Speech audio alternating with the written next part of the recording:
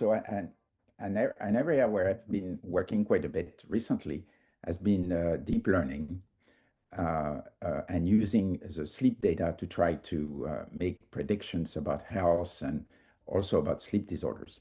What's really unique about sleep, if you think about it, is that you are captive. You're doing nothing. That's only the little time where people leave you alone. So basically, you're sleeping and you go through an automatic program, of your REM sleep, non-REM sleep, and that really changes all your physiology with its different sleep stages. And it's really the best moment to really monitor your entire health, if you think about it, if we could do it in a non-invasive way.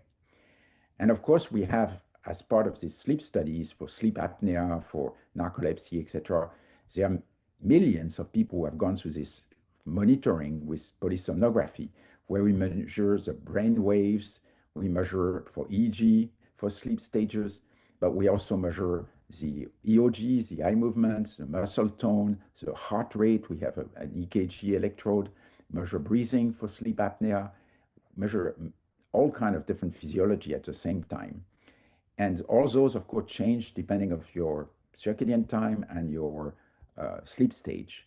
Everything is very, very well synchronized. So we started, you probably know that machine learning started with this idea of supervised machine learning. So it's basically trying to imitate humans. And that we have a lot of because it's technicians. They look at these sleep studies and say, oh, people stop breathing, it's a sleep apnea, and they write it down. Oh, people are going into REM sleep, and then they write it down. So it's a very easy method to really kind of do what's called a supervised machine learning, to learn to teach a network to learn how to score automatically and replace human. And pretty much, I don't want to go in detail, but with that technique, it works very well. But then the next step, which you probably know, it's moving so fast that you barely have time to breathe in this field. There is this foundation model, which they use, for example, the large language model, where instead of really training, for a specific task, like language, for example, you don't train to detect narcolepsy or to detect, apnea. You just teach it the language of sleep. And what you do is you feed the signal and you train a network to reconstitute the signal in some ways. So this way, it kind of concentrates the data in what we call autoencoders in a relatively smaller amount of information. And by learning to redo the signal from the signal, I know it's a bit absurd, it's actually learning the content and simplifying it. And once it's trained, you have this foundation model that you can use for all kind of different application. And that's exactly what a large language model is for you know, for speech. It's really, you are taught it the structure of the language, and then it can answer questions. It's quite amazing. So here we have done the same thing for sleep.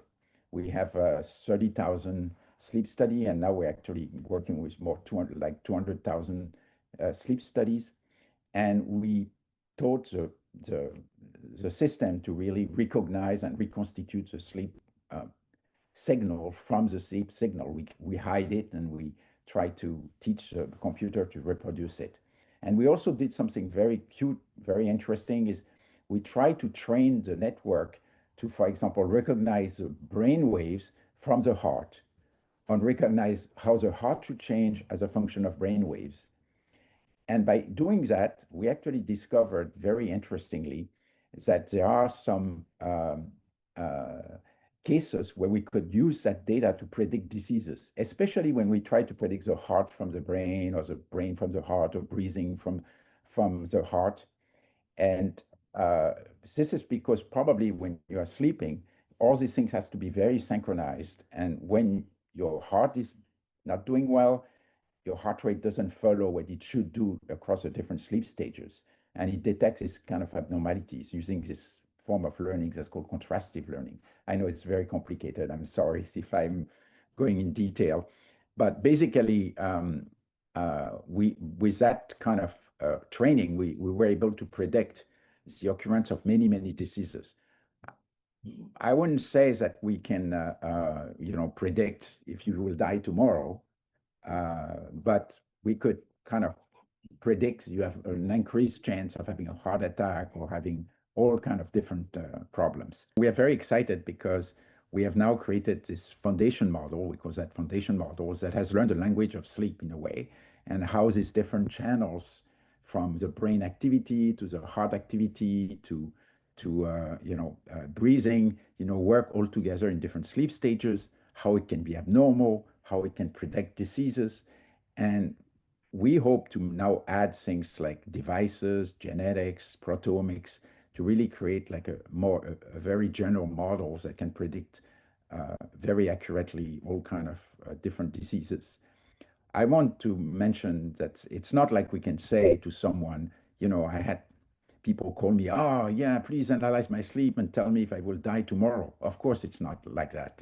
We can predict an increased risk of death, or we can increase an increased risk of heart disease and myocardial infarction or things of that nature. But it's only an increased risk.